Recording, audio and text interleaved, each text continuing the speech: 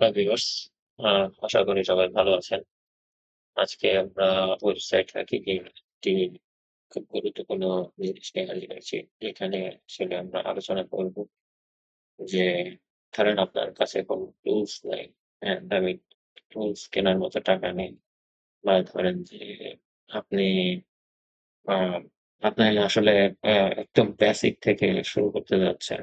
যে কিভাবে অ্যাকচুয়ালি ওয়েবসাইটে হ্যাকিংটা হয়ে থাকে, একটা ওয়েবসাইটের দুর্বলতাগুলো আপনি ভালোভাবে বুঝতে হলে আপনাকে আসলে বেসিকটা বুঝতে হবে।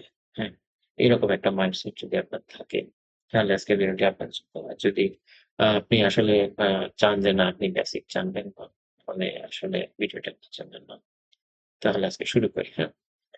তো আজকে আমরা যে জিনিসটা দেখাবো সেটা হচ্ছে যে আমরা একটা ওয়েবসাইট যখন ভিজিট করি, তখন এই ওয়েবসাইটের দুর্বলতা বের করতে হলে আসলে এর বেসিক ভেতরের কি হচ্ছে সেটা আসলে বোঝাটা জরুরি।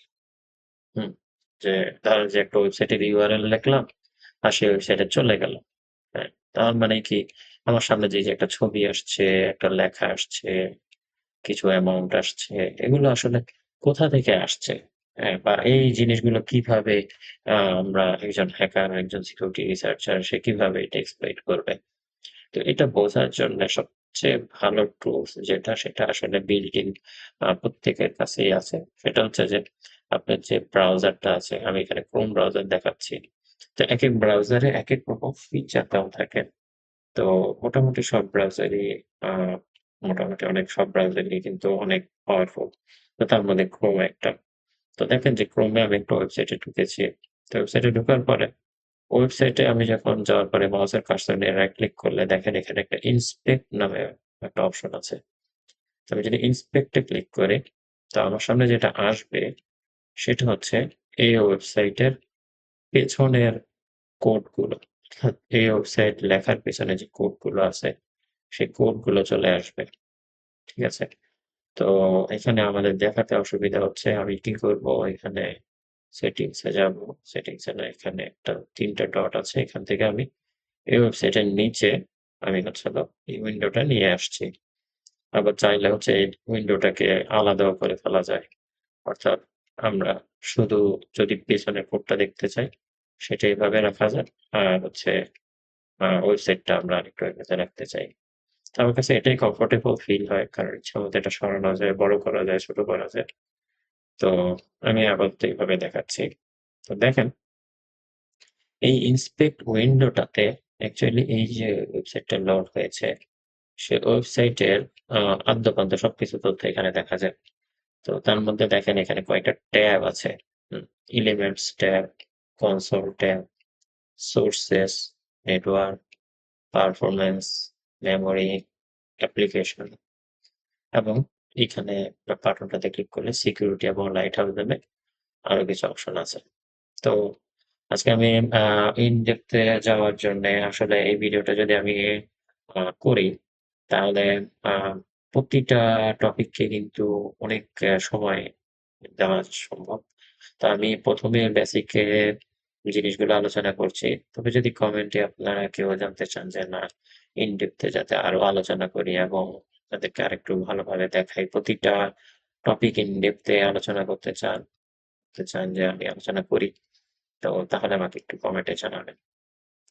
তো আমি ১ম এ শুরু করছি। দেখেন যে ওয়েবসাইটটা অ্যাকচুয়ালি কিভাবে তৈরি হয়। হ্যাঁ, আপনার হচ্ছে ১ম এ ধরে রাখবেন যে একটা ওয়েবসাইটের মেইন বেসিক হচ্ছে HTML, হাইপারটেক্সট মার্কআপ ল্যাঙ্গুয়েজ আর হচ্ছে CSS। CSS দিয়ে তার স্টাইলিংটা করা হয়। তো অ্যাকচুয়ালি ওয়েবসাইটে যদি আপনি কোনো টেক্সটই না দেখেন, কোনো ইমেজ না দেখেন, কোনো ভিডিও না থাকে, হ্যাঁ, তাহলে আপনি ওয়েবসাইটে কিসের জন্য আসছেন? ওয়েবসাইটের তো কোনো দাম নেই। ঠিক না? তো সেই জিনিসগুলো দেখা যাবে হচ্ছে এই এলিমেন্টস ট্যাব থেকে। তো দেখেন এই এলিমেন্টস ট্যাবে আমি দেখাচ্ছি সব HTML কোডগুলো আপনি দেখতে পাবেন। তো সব ব্রাউজারে অ্যাকচুয়ালি এই জিনিসগুলো সব ওয়েবসাইটে কিন্তু কিছু ওয়েবসাইটে বর্তমানে এই জিনিসটাও একটা হাইড করার অপশন আছে। যে এই জিনিসটা হাইড হয়ে থাকবে। তো যেমন আমি এখন দেখাই যে এই ওয়েবসাইটটা যখন লোড হয়েছে, তখন এই ওয়েবসাইটের আ একটা HTML লেখা অপশন আছে। HTML কোড দিয়ে শুরু, HTML ট্যাগ দিয়ে শেষ। তো যারা HTML সম্পর্কে একটু আইডিয়া নিতে চান, তারা W3 Schools এর HTML এর উপর খুব সুন্দর একটা ভিডিও টিউটোরিয়াল আছে। তো যারা দেখতে চান আমি কমেন্ট লিংক দিয়ে দিব। তো আপনারা দেখে নিতে পারবেন।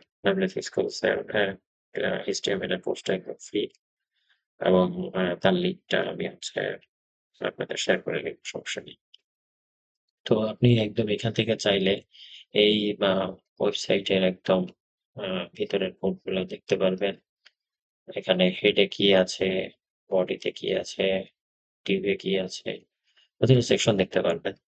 তো অ্যাকচুয়ালি এই সেকশনটা দেখানোর উদ্দেশ্য হচ্ছে অনেক সময় যিনি কোডটা লিখেছেন তাদের কাজের প্রয়োজনে, হ্যাঁ, তাদের কাজের প্রয়োজনে তারা অনেক সিক্রেট জিনিসগুলো এখানে কমেন্ট করে রেখে দেন। হ্যাঁ, কমেন্টে আমরা অনেক সময় বলি যে হচ্ছে ওয়েবসাইটের অ্যাডমিন প্যানেলের অ্যাক্সেস এত, বা হচ্ছে অনেক সময় তাড়াহুড়ো করে অনেকে পাসওয়ার্ডটাও এখানে হিডেন রেখে দেয়, হ্যাঁ, যে কমেন্টের মধ্যে থাকে। আচ্ছা, তো ব্রাউজারে আমরা যখন কোনো কিছু ক্লিক করি, বা আমরা যে কোনো কিছুই করি না কেন, ব্রাউজারে কিন্তু এর একটা এভিডেন্স তৈরি হয়ে যায়। হ্যাঁ, সেই এভিডেন্সটা দেখার জন্য আমরা দেখেন যে সাপোজ আমি চাচ্ছি যে এখানে একটি লেখা আছে যে ওয়েব সিকিউরিটি একাডেমি। হ্যাঁ, তো এই জিনিসটা অ্যাকচুয়ালি কোথায় আছে? এই জিনিসটা এখানে আমরা সেটা খুঁজে বের করতে পারি যে এই লেখাটা এখানে কোথায় আছে। হুম, আমাদের এখানে দেখেন একটা লোগো নামে একটা ডিভ আছে। সেই লোগোটা আমরা কিন্তু এই যে এইখানে একটা অ্যারো আছে, এই অ্যারো বাটনে চাপ দিয়ে মনে হচ্ছে যেকোনো এলিমেন্টের উপর নিলে আমাদের সেই লেখাটা কিন্তু সিলেক্ট হয়ে যাবে। এবং যেমন ধরেন আমি এমসিকিউ করে এখানে ক্লিক করলাম। তো দেখেন এখানে একটা ডিভ প্লাস লোগো নামে একটা ডিভ আছে। আমি যদি এইটা এখান থেকে ডিলিট করে দেই, হ্যাঁ, আমি যদি এখান থেকে ডিলিট করে দেই, তাহলে কিন্তু এলিমেন্টটা ডিলিট হয়ে যাবে। কিন্তু এটা ওয়েবসাইটে অ্যাকচুয়ালি ডিলিট হচ্ছে না। আপনি যদি এটা আবার লোড দেন, সেটা যদি আবার লোড দেন, এটা কিন্তু চলে আসবে। তো ওয়েবসাইটে কোনো রকম আ চেঞ্জ হচ্ছে না। কিন্তু আপনি আসলে দেখতে পারবেন যে ওয়েবসাইটে কি, কি আ ফিচার গুলো বা কি HTML এলিমেন্ট গুলো দেওয়া আছে। তো এইখানে আরেকটা জিনিস আছে, সেটা হচ্ছে যে আমরা এখান থেকে সবগুলো এলিমেন্ট আপনি এক্সপার্ট রিকার্সিভলি দিলে সবগুলো এলিমেন্ট এক্সপার্ট হয়ে যাবে। আপনি এখান থেকে দেখতে পাবেন। তো একটা দেখেন এখানে অসংখ্য লিঙ্কের আপনি কিন্তু দেখতে পাচ্ছেন যে প্রত্যেকটা লিঙ্ক, হ্যাঁ, কি লিঙ্ক আপনার ওয়েবসাইটে আছে আপনি কিন্তু এখান থেকে সব ম্যানুয়াল টেস্টিং এর জন্যে, আমি আবার বলছি যে ম্যানুয়ালি যারা শিখতে চাচ্ছেন তাদের জন্য এটা খুবই বেস্ট একটা জায়গা। এখান থেকে আপনি সবগুলো লিঙ্ক, তারপরে ধরেন হচ্ছে হলো গিয়ে কি ডাটা তারা হচ্ছে অ্যাকচুয়ালি হিডেন করে রাখছে। অনেক সময় অনেকে হিডেন করে রাখে। হ্যাঁ, সেই হিডেন করে যেমন স্টাইলিং করে অনেকে হিডেন করে রাখে। কিন্তু টোটালি জিনিসটা ব্যাকগ্রাউন্ডে থাকে। তো সময়ের কারণে বলেন বা অনেক সময় এটা ভুলে যায়। হ্যাঁ, বা একটা হিডেন ইনপুট থাকে। হ্যাঁ, দেখা গেছে যে এখানে কোথাও একটা ইনপুট বাটন আছে। ইনপুটের একটা ফিল্ড আছে সেটা সে হিডেন রেখে দিছে। তো এটাও আপনারা পাবেন এই এলিমেন্টস ট্যাবটাতে। ঠিক আছে? তো আপনি অ্যাকচুয়ালি যে এই জিনিসগুলো আপনারা এক্সপ্লোর করবেন যে কিভাবে এলিমেন্টস ট্যাব দেখতে হয়। এবং সাথে আপনারা এটাও দেখবেন সি আ CSS এর কিছু বিষয় আছে। যে অনেক সময় CSS দিয়ে অনেক কিছু হিডেন করে রাখা হয়। হুম? এটা আসলে রিয়াল লাইফ এক্সপেরিয়েন্স। যে অনেক সময় CSS দিয়ে অনেক গুরুত্বপূর্ণ জিনিস কিন্তু হিডেন করে রাখা হয়। জিনিসটা কেন করা হয় অ্যাকচুয়ালি আ সেটা ইন ডেপথ এ বলছি না। অনেক সময় করা হয়। এর মেইন কারণ যেটা হয় যে হচ্ছে হলো গিয়ে অনেক সময় মাল্টিপল পার্টি কাজ করে একটা ওয়েবসাইটের উপরে। তো যখন মাল্টিপল পার্টি কাজ করে তখন একটা পার্টি হয়তোবা চাচ্ছে যে তাকে কিছু লেভেলের অ্যাক্সেস দিবে। তো যখন তাকে কিছু লেভেলের অ্যাক্সেস দিবে, তার মধ্যে CSS টা মেইন। তো এই CSS দিয়ে অনেক সময় দেখা গেছে যে মেইন কোডের অনেক ইম্পোর্টেন্ট জিনিস হাইড করা থাকে।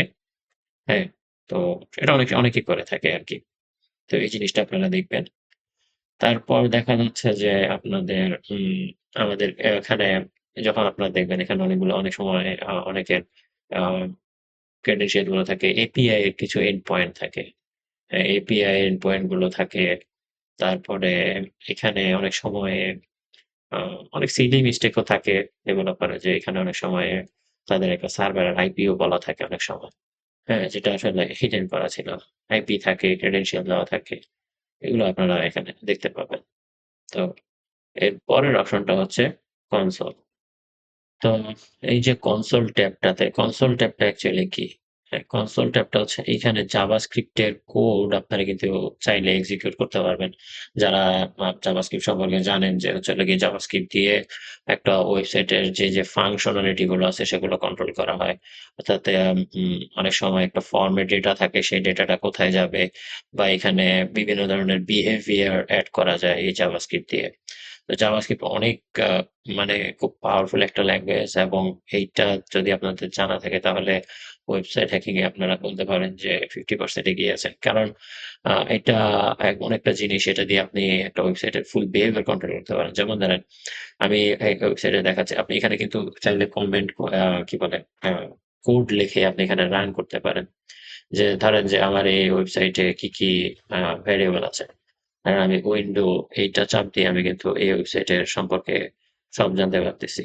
এখানে কি আ আমার হচ্ছে হলো গিয়ে ভেরিয়েবল গুলো আছে সেটা আমি কিন্তু এইখান থেকে জানতে পারতেছি। ঠিক আছে? দেখেন এখানে অনেকগুলো ভেরিয়েবল আছে। প্রত্যেকটা ভেরিয়েবলে এবং আমরা অনেক সময় এই আ কোড গুলো দেখে আপনার হচ্ছে হলো আপনার অনেক কিছু আন্দাজ করতে পারবেন, অনেক কিছু বুঝতে পারবেন যে এই কোড গুলোর মধ্যে আপনার অনেক সময় অনেক সিক্রেট জিনিস থাকে। যেমন অনেক সময় এখানে এরর মেসেজ থাকে, হ্যাঁ? ধরেন যে এই ওয়েবসাইটটা যখন লোড দিয়েছি তখন দেখেন এখানে অনেক সময় কিন্তু কিছু এরর থাকে। এখন কিন্তু আবার সেই এররটা দেখাচ্ছে না। কিন্তু ১ম এ এখানে কিছু এরর শো করেছিল। তো অনেক ওয়েবসাইটে কিন্তু এরকম এরর গুলো তারা অ্যাকচুয়ালি omit করে বা হচ্ছে হলো মনে করে যে আচ্ছা এররই তো কোনো সমস্যা নেই। কিন্তু এরর এর মাঝখানে কিন্তু আপনার অনেক ইনফরমেশন লিক হয়ে যায়। ঠিক আছে? এরর এর মধ্যে অনেক ইনফরমেশন লিক হয়ে যায়। তো এটা কিন্তু আপনারা দেখবেন। তারপর ধরেন যে আপনার কুকি ইনফরমেশন গুলো এখানে দেখা যায়। আমরা জানি যে আ আ ডকুমেন্টের ভেতরে আপনার কি কুকি আছে সেটা এখানে দেখা যায়। আবার ধরেন যে আপনার লোকাল স্টোরেজে অনেক সময় অনেকে ক্রেডেনশিয়াল রাখে। হুম? তো আপনি কিন্তু এখান থেকে লোকাল স্টোরেজে ইনফরমেশন গুলো এখানে দেখতে পারবেন। ঠিক আছে? লোকাল স্টোরেজের ইনফরমেশন গুলো দেখতে পারবেন এখানে। তো এখানে লোকাল স্টোরেজে এইটাতে কোনো ভ্যালু নেই। হ্যাঁ, যদিও অনেক সময় অনেকে লোকাল স্টোরেজে অনেক কিছু রাখে। কুকিতে অনেক ইনফরমেশন থাকে। আপনি কিন্তু এখান থেকে চাইলে সেগুলো দেখতে পারবেন। তারপর ধরেন যে হচ্ছে হলো গিয়ে ডোমের কোন রকম ভ্যালিডেশন থাকলে আপনার এই পাশে কোন রকম ভ্যালিডেশন থাকলে আপনার কিন্তু সেটা অনেক সময় বাইপাস করা যায়। যেমন XSS যে এই পেলোডটা আছে, হ্যাঁ? তারপরে হচ্ছে হলো গিয়ে আম তারপরে আপনার মানে কুকিজ এর যে ইনফরমেশন গুলো আছে অনেক সময় আ কুকি কিন্তু আপনার ভিজিবিলিটি অনেক সময় থাকে না।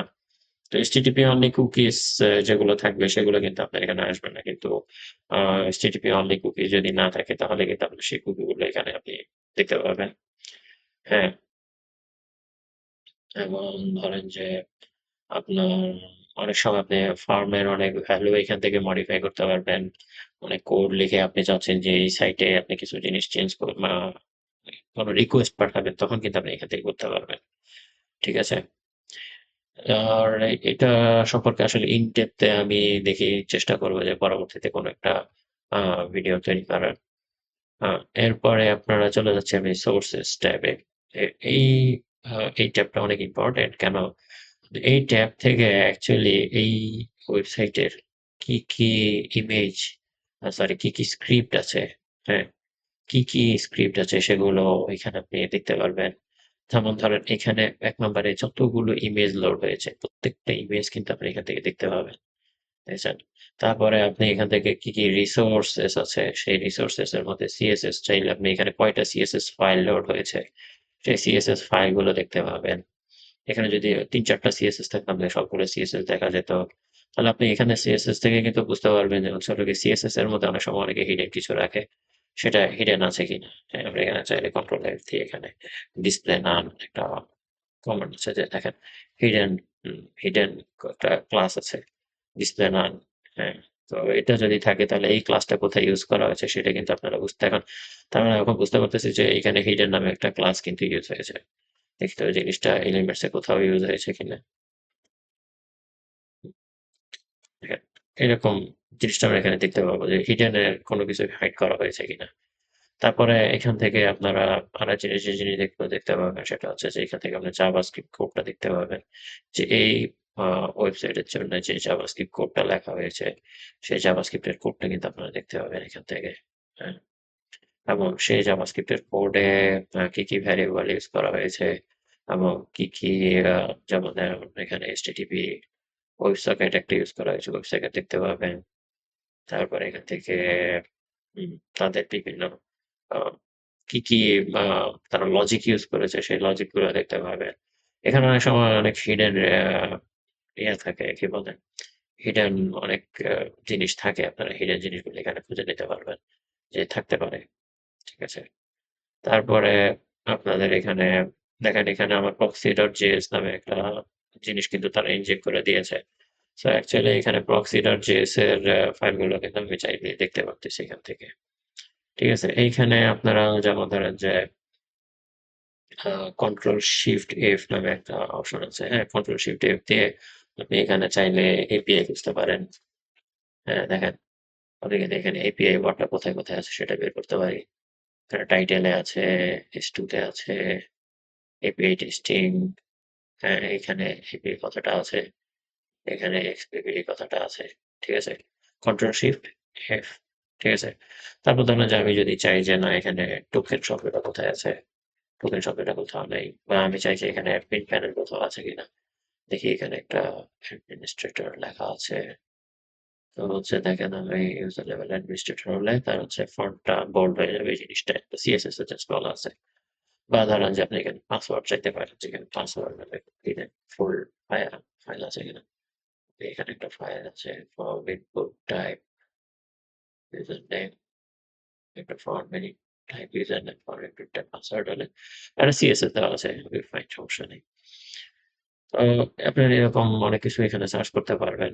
তারপরে ধরেন যে হুম, এখানে আপনার চাইলে কিন্তু আ একটা জিনিস আছে সেটা হচ্ছে পিটি প্রিন্ট, হ্যাঁ? এখানে কিন্তু পিটি প্রিন্ট অপশনটা বাই ডিফল্ট আপনার এনেবল করা থাকে না। এটা দিলে আপনার জিনিসগুলো কোডগুলো অনেক সুন্দরভাবে আসবে আরকি, হ্যাঁ?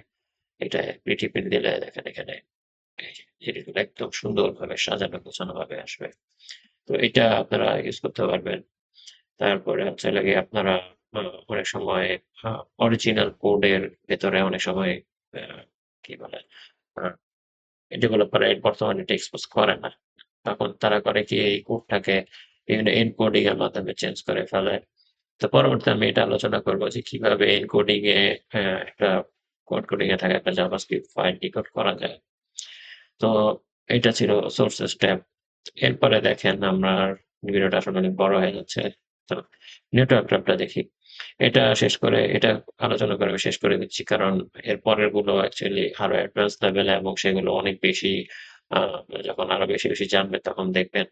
তো নেটওয়ার্ক ট্যাবটা যেটা হয় এটা অনেক ইম্পোর্টেন্ট, হ্যাঁ? অনেক বেশি ইম্পোর্টেন্ট। কেন? দেখেন এইখানে আপনার নেটওয়ার্কে যত ট্রাফিক গিয়েছে, হ্যাঁ? আপনি সবকিছু এখান থেকে দেখতে পাবেন।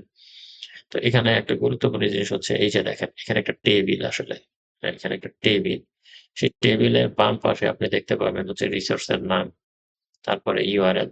কি মেথডে এই কি মেথড HTTP মেথড এখান থেকে কল হয়েছে, কোন ডোমেইনে রিকোয়েস্টটা গেছে, হ্যাঁ? কোন ডোমেইনে রিকোয়েস্টটা গেছে এবং আপনি কিন্তু আইপি অ্যাড্রেস দেখতে পাবেন। হ্যাঁ? আইপি অ্যাড্রেসটা দেখতে পাবেন। কুকিজ কুকিজ থাকলে সেটা দেখতে পাবেন। কুকিজ গিয়েছে। ক্যাশের ব্যাপারে দেখতে পাবেন, কানেক্ট অপশনটা দেখতে পাবেন, content length, tag, last modified এই অপশনগুলো আপনি দেখতে পাবেন। এখানে আপনি যদি অনেক টেবিলের অনেক কলাম কিন্তু এখানে অ্যাকচুয়ালি দেওয়া নেই। আপনি চাইলে এখান থেকে যেমন ধরেন যে আমি চাই যে পাথটাও আমি দেখতে পাচ্ছি। পাথটা দেখাবে। আমি চাই যে হচ্ছে এখানে স্ট্যাটাস দেখাবে। আমি চাই যে এখানে আমার আ সাইজ দেখাবে। তো এই যে জিনিসগুলো আপনারা চাইলে এখান থেকে দেখতে পাবেন এবং এখান থেকে যে জিনিসটা দেখা যায় সেটা হচ্ছে যে আপনি একটা রিকোয়েস্টে ক্লিক করলে আপনার সেই রিকোয়েস্টের মেথড কি ছিল, স্ট্যাটাস কোড কি, হ্যাঁ? এবং কোন আইপি অ্যাড্রেসে এই রিকোয়েস্টটা হিট করেছে, এই জিনিসটা দেখা যায়। এটা কিন্তু খুবই ইম্পোর্টেন্ট, হ্যাঁ?